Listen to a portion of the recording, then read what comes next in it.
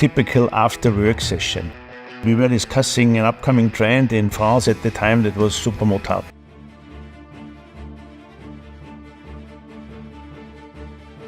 There's so much racing spirit in KTM. You know the color, that screaming electric orange. You know the sound, the sharp bark of a high-performance single-pinned wide open. For over a decade, if you lined up at a starting gate anywhere in the dirt world, that orange bike was the one to beat. Champions rode it, records fell to it. KTM didn't just compete off-road, it owned it. But empires aren't built to last forever. In 2024, that same orange empire, the most dominant off-road racing brand of its era, filed for self-administration. $3 billion in debt. The company that defined a generation of dirt racing was suddenly on life support. This is the story of how a tiny Austrian repair shop became a global powerhouse, a 20-year reign that stretched from motocross starting gates to the Dakar Rally, and how that same company, at the peak of its power, stared straight into the abyss. This is the history of KTM, the rise, the reign, and the reckoning. It's quite easy for us to ask ourselves what could be the best bike we use in racing conditions. Let's rewind. 1934, Mattighofen, Austria. A small, unremarkable town. Here, an engineer named Hans Trunkenpolz opens a repair shop. He fixes cars. He sells DKW motorcycles and Opel cars. It's a modest living, the kind of business you'd walk past without a second thought. World War II happens. His wife keeps the shop running, focusing on diesel engine repairs. After the war, the repair work dries up. Hans has a risky idea, one that could either save the shop or finish it for good. He looks at the motorcycles he's been selling and thinks, I can build one. In 1951, in that same small shop, he builds a prototype, the R100. He makes most of the parts himself, but he buys the engine from another company, Fichtel & Sachs. By 1953, with just 20 employees, he's building 3 motorcycles a day. This is where the story gets its first co-author. A local businessman named Ernest Kronreif sees his potential. He invests, becoming a major shareholder. The company gets a new, official name, Kronreif and Trunkenpolz Mattighofen, KTM for short. The mission is simple: build motorcycles, go racing, prove they work. In 1954, just a year after serial production starts, a KTM wins the Austrian 125cc National Championship, the first of hundreds. The identity is born on the track. For KTM, racing was the core of development. It was how they proved their bikes worked. But the foundation is shaky. The men who built the foundation are suddenly gone, before the company is stable enough to even stand on its own. Ernest Kronreif dies in 1960. Hans Trunkenpolz dies of a heart attack just 2 years later in 1962. His son, Eric, takes over. The company grows. By 1971, there are 400 employees. They make scooters, mopeds, bicycles, and radiators for cars. The radiator business becomes huge in the 1980s. For a while, KTM is arguably more successful as a parts supplier than a motorcycle maker, an early sign that the motorcycle business alone wasn't enough to keep the lights on. Then, it all falls apart. The moped and scooter market collapses. Production stops in 1988. Eric Trunkenpolz dies in 1989. The company is drowning in debt. An investment trust tries and fails to turn it around. By 1991, the banks take over. KTM is finished. They split the corpse into 4 pieces: KTM Sport Motorcycle for the bikes, KTM Farad for the bicycles, a radiator division, a tooling division. It's a liquidation, a fire sale. This should be the end, a footnote in automotive history. A small Austrian company that made some interesting bikes and then went bust. But someone saw something in the rubble, not a corpse, but a skeleton, a frame to rebuild.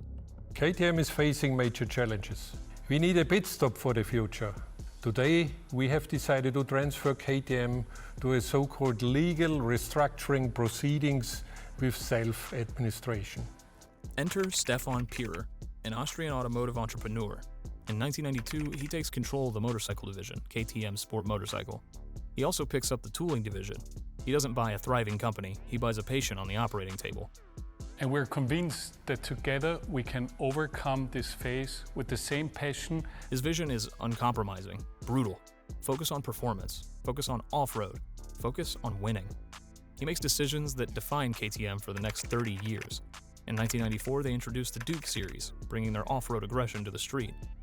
But the real branding moment comes in 1996. For motocross bikes, Pierer chooses a color, not a subtle hue, not a corporate blue, a bright, shocking electric orange. From that point on, every factory race bike is orange. You can't miss it. On the track, in the desert, in the mud, It's a statement. We're here, we're different. The engineering philosophy is just as bold. While Japanese manufacturers rely on complex linkage rear suspensions, KTM's off-road bikes use a simpler, lighter PDS system, no linkage. It's controversial. Purists scoff. KTM doesn't care. They refine it, they make it work. They also start collecting brands. In 1995, they buy the struggling Swedish Enduro specialist Husaberg. They take control of Dutch suspension company WP. This is key. WP becomes their in-house suspension arm. They control the entire performance package. The model lineup explodes. In 1997, they introduced liquid-cooled twin-cylinder adventure bikes and supermotos. The 1998 Dakar Rally result is a sign of things to come. KTM riders take positions 2 through 12. They're the hunter, but they're about to become the apex predator. The 2000s solidify the turnaround. In 2007, they debut something insane, the KTM X-Bow, a street-legal track car with a carbon fiber chassis. It screams engineering hubris in the best way. They're thinking bigger than motorcycles. But the most important deal of the era isn't about a product, it's about a partner. In 2007, Indian motorcycle giant Bajaj Auto buys a 14.5% stake in KTM. And as we look forward with Bajaj, do you see more of the business and manufacturing moving from Europe over to India? Because they're already producing your smaller capacity bikes. Bajaj is the very best solution for KTM because it means continuous support. Yeah, we've been working together since 17 years. So it's about stability and continuity. Bajaj saw something that most companies missed. KTM wasn't just winning races, it had credibility money couldn't buy. For Bajaj, that meant a shortcut into the global performance market. For KTM, it was a lifeline: scale, manufacturing muscle, and access to Asia without giving up control of its racing soul. By 2013, Bajaj's stake grows to 47.97%. It's a partnership, not a takeover. Bajaj handles volume production in Pune, India, building the smaller Duke and RC models. KTM in Mattighofen focuses on the high end, the prototypes, the race bikes. The strategy is perfect. Pure provides the vision, the racing pedigree, the brand allure. Bajaj provides the industrial scale and access to new markets. With the foundation secure, KTM does what it always does. It goes shopping. In 2013, they buy another legendary name from the ashes, Husqvarna motorcycles from BMW. They fold their earlier acquisition, Husaberg, back into Husqvarna. In 2019, they take a majority stake in Spanish Enduro brand Gas, making it a full subsidiary in 2020. Pure is building an empire of performance brands, a family. KTM is the aggressive older brother. Husqvarna is the sleek, stylish sibling. Gas is the wild, specialist cousin. All under one roof, powered by KTM's engines and WP's suspension. The company's rebranded as Pure Mobility AG. It's no longer just KTM, it's a conglomerate. They're rich, they're winning, and they're about to enter a period of dominance so complete, it rewrites the history books of an entire sport. Right now, as a product manager, I'm working on the future models for model year 2017. We are very much in detail planning and projecting the new upcoming model lines. Of course, that's a short-term story in that whole evolution. The 2010s. If you followed Motocross, Supercross, or off-road rally during this decade, orange wasn't just a color, it was the baseline. KTM didn't feel like one of the teams. It felt like the standard everyone else was chasing. Let's talk numbers, because the numbers are stupid. By the end of 2016, KTM had won over 260 World Championship titles, more than most manufacturers will win in their entire existence. But the 2010s were something else. This is when they systemized winning. It starts with the Dakar Rally. From 2001 through 2019, whenever the race actually ran, KTM won it. 18 consecutive victories. They didn't just have the best bike, they had the best team, the best strategy, the best riders. They turned Dakar into an orange procession. In American Supercross, that shift finally happened in the middle of the decade. For years, the 450 class had been a Japanese stronghold. Then came Ryan Dungey. On a KTM, he won the Supercross championships in 2015, 2016, and 2017. Not as a fluke, but as the new standard. By the end of the decade, Cooper Webb carried it forward with the 2019 title. The conversation in the paddock changed. Orange wasn't the outsider anymore. It was the bike you measured yourself against. In global motocross, MXGP, the story is the same. Tony Cairoli, a legend, wins multiple world championships on KTM. Jorge Prado rises through the ranks, dominating on the smaller bikes. Jeffrey Hurling's The Bullet produces some of the most breathtaking win-by-a-minute performances in history on his KTM 450 SXF. The competition is racing for second place. How? It wasn't magic, it was a machine. First, vertical integration. They own WP suspension. They didn't have to wait for a third-party supplier to develop a new shock. They did it in-house, in lockstep with their bike development. Engine, frame, suspension, all designed together. Second, development obsession. While other manufacturers pulled back from two-stroke technology due to emissions rules, KTM doubled down. They kept refining the two-stroke engine. They developed direct fuel injection for them, making them cleaner and more efficient. For a huge segment of hardcore off-road riders, KTM became the only serious choice for a high-performance two-stroke. They owned the niche. Third, the ready-to-race philosophy wasn't just a slogan. Their production bikes, especially the off-road models, were close to the race bikes. When you bought a KTM EXC, you weren't buying a watered-down trail bike. You were buying 90% of a factory racer. This created a cult-like loyalty. Customers felt connected to the winning brand directly.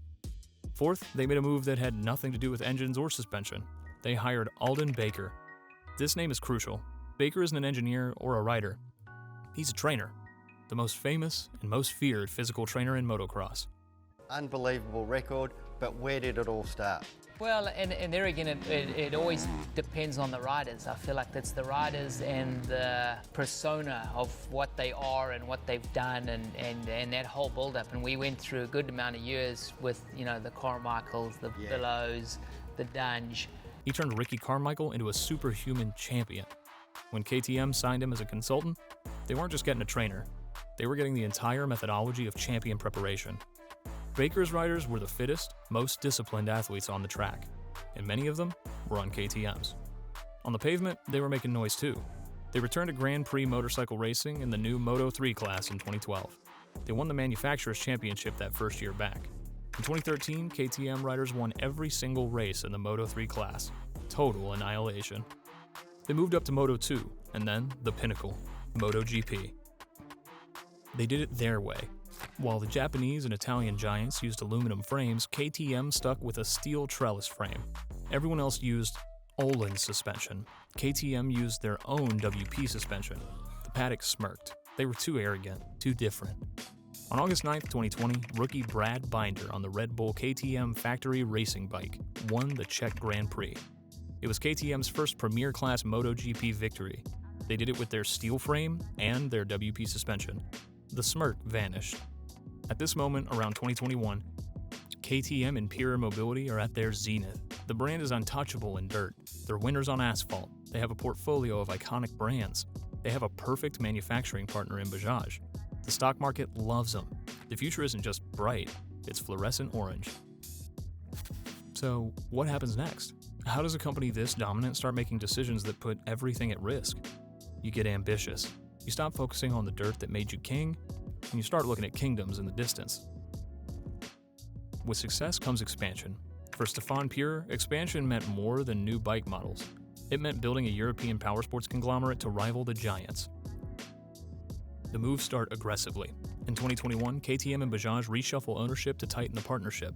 Bajaj trades its direct stake in KTM for a large ownership position in Pure Mobility itself, effectively tying the Indian giant to the entire group, not just one brand. On paper, it looks like strength. In reality, it adds complexity just as the empire is expanding. Then, in November 2022, Pure Mobility makes a bold move. They acquire a 25.1% stake in the legendary, troubled Italian superbike maker MV Agusta. MV Agusta is a name dripping with history. Giacomo Agostini 500cc World Championships, some of the most beautiful motorcycles ever made. It's also a financial black hole, a company that's been passed between owners for decades, never truly profitable. For Pure, it's the final piece of the puzzle. KTM owns the dirt, Husqvarna and GasGas cover specific niches. With MV Agusta, they would own a piece of high-end, exotic Italian sport bike heritage. The plan is clear. Use KTM's parts bin and supply chain to help MV Agusta build bikes more efficiently, while letting them keep their design soul. In March 2024, Pure Mobility increases its stake in MV Agusta to a majority 50.1%. They're all in. But there's a problem, a big one. The entire Pure Mobility empire is built on debt. Aggressive expansion has been funded by borrowing. The core motorcycle business is profitable, but it's being stretched thin to support the ambitions. Interest rates are rising globally. The cost of debt is soaring. Meanwhile, the core business faces its own headwinds. Producing motorcycles in high-cost Austria is expensive. In late 2023, reports surface of cost-cutting, of hundreds of job cuts in Austria. The phrase "producing in Europe costs too much" starts appearing in headlines. There was another pressure point fans could see building in real time. During and just after COVID, motorcycle demand surged, and KTM ramped up production to meet what looked like a permanent boom. When the market cooled, the bikes kept coming. By 2024 and into 2025, dealerships were sitting on excess inventory. Brand new KTMs discounted heavily, some lingering into 2026. Cash that should have been cycling back into the company was tied up on showroom floors for years. The bikes were selling, just not fast enough, and not at the margins KTM needed. The MV Agusta investment, instead of being a jewel, becomes an anchor.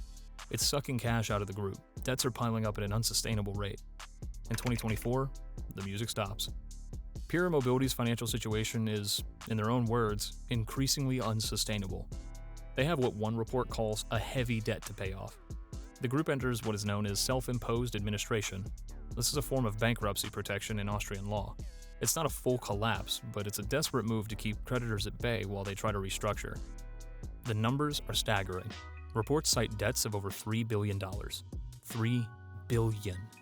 The empire is insolvent. To survive, they must sell. The first thing to go is the dream. Pure Mobility is forced to sell their controlling stake in MV Agusta back to the previous owners, the Saradrov family. The Italian masterpiece slips from their grasp. Stefan Pure, the man who resurrected KTM and built the empire, starts stepping back. In early 2025, he begins exiting executive roles, making way for new investors. The architect is leaving the building that's still on fire. For fans, for writers, for the industry, it's a shock. How can the most dominant force in off-road racing be bankrupt? The bikes are still winning, the showrooms are still full of orange, but the corporate entity behind it is drowning in red ink.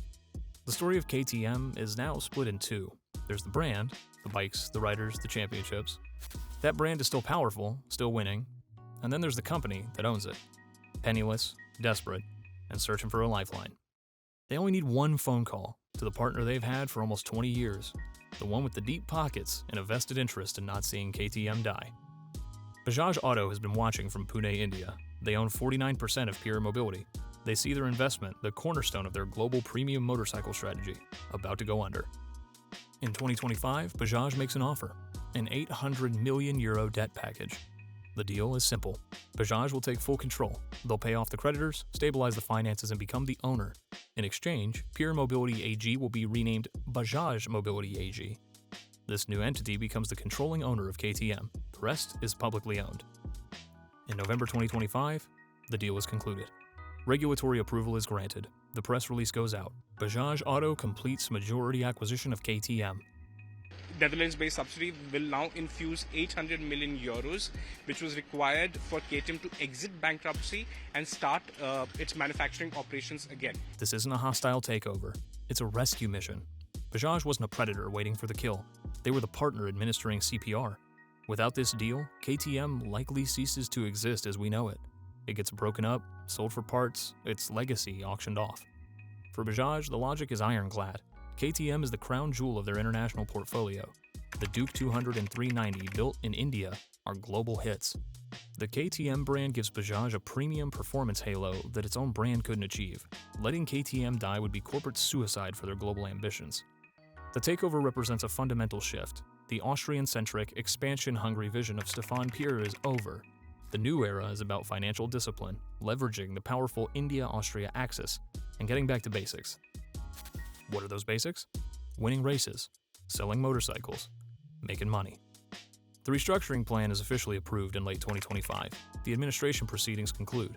The path forward is set. Manufacturing resumes with a focus on efficiency. The crazy expansion is over. The goal is survival, then stability, then growth. But what does this mean for the soul of KTM? Can a company owned by a massive Indian corporation retain its rebellious, Austrian, win-at-all-costs spirit? History suggests it can. Remember, Bajaj has been a partner since 2007. They helped build the Duke series. They never interfered with the racing program or the core engineering in Mattighofen. Their expertise is in volume manufacturing, cost control, and emerging markets, things KTM desperately needs. The racing team isn't going anywhere. The Ready to Race slogan isn't being retired. If anything, a financially stable KTM can invest more reliability in its racing future. The dominance on track might continue, but now with a solid balance sheet to back it up. The story of KTM is now a story of two homes. The brain and the heart remain in Mattighofen, Austria. That's where the racing bikes are born, where the prototypes are built, where the brand's identity lives. The body, the industrial muscle, the volume production, is in Pune, India. And the wallet, the stability, is controlled by Bajaj. It's a new kind of global company, not a European icon eroded by a foreign owner, but a hybrid, an Austrian spirit powered by Indian capital and industrial might. So, what's the legacy of KTM? It's not just a list of championships, though that list is longer than anyone else's. KTM's legacy is a mindset. The ready-to-race ethos taught the industry that a production bike could be genuinely close to a factory machine. They proved that a focused, niche player can not only survive, but can dominate the giants.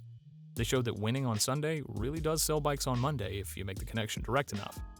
They kept the two-stroke alive. In an era of four-stroke dominance and tightening emissions, they invested in two-stroke technology when others walked away. For that alone, they have the eternal gratitude of a generation of riders. They created the modern adventure bike category as we know it. The KTM Adventure Series, with its off-road capability and aggressive styling, forced every other manufacturer to respond. They made adventure mean something more than a tall street bike. They normalized orange, a color that was once an oddball choice is now synonymous with high-performance dirt bikes. See that flash of orange in the woods, and you know what it is.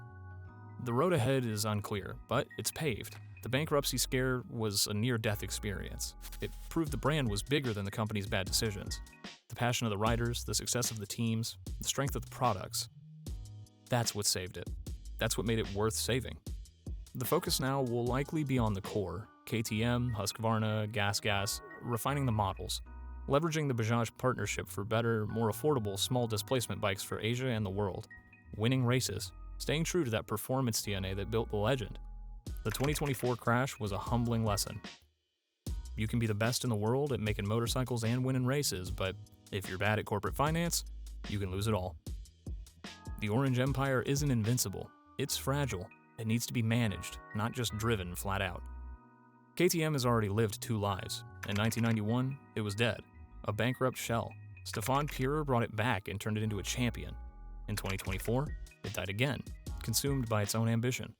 And once more, it was pulled back from the edge, this time by Bajaj and the team in Pune. This brand has now cheated death twice. So the only real question left is this. What does the third life of KTM look like? What do you think's next for the Orange brand? Will Bajaj's ownership change KTM's spirit? Or will it give the engineers the stability they need to innovate even more? Let me know your thoughts in the comments below, because racing doesn't just decide who's fastest, it decides who survives. Thanks for watching, and stay wicked.